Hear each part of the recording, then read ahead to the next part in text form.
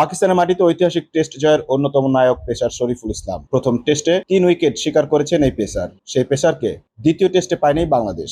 টসের সময় অধিনায়ক নাজমুল হোসেন শান্ত জানিয়েছেন শরীফুলের বাদ পড়ার কারণ চোট। তার জায়গায় খেলানো হচ্ছে তাসকিন আহমেদকে। প্রথম টেস্টের পরপরই গ্রোয়েন স্ট্রেনের চোটে পড়েন শরীফুল। যেই চোট সারিয়ে মাঠে ফিরতে অন্তত 10 দিন সময় লাগবে বলে জানিয়েছেন বিসিবির ফিজিও বাইজিদ ইসলাম।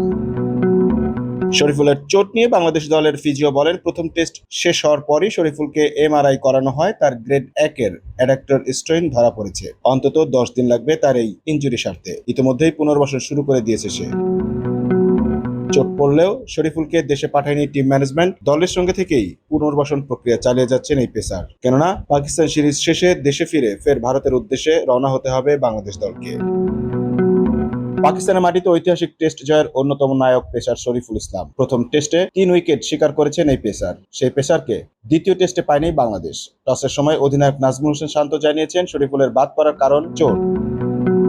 তার জায়গায় খেলানো হচ্ছে তাসকিন আহমেদকে। প্রথম টেস্টের পরপরই গ্রোয়েন স্ট্রেনের চোটে পড়েন শরীফুল।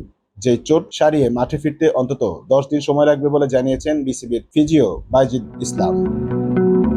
শরীফুলের চোট নিয়ে বাংলাদেশ দলের ফিজিও বলেন, প্রথম টেস্ট শেষ হওয়ার পরই শরীফুলকে এমআরআই করানো হয়। তার গ্রেড 1-এর অ্যাডাক্টর স্ট্রেইন ধরা পড়েছে। অন্তত 10 দিন লাগবে তার এই ইনজুরি সারতে। ইতিমধ্যেই পুনর্বাসন শুরু করে দিয়েছে সে।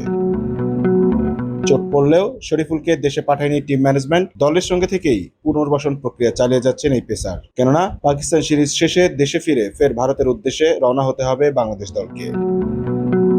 Mamun Mahfuz, time news desk.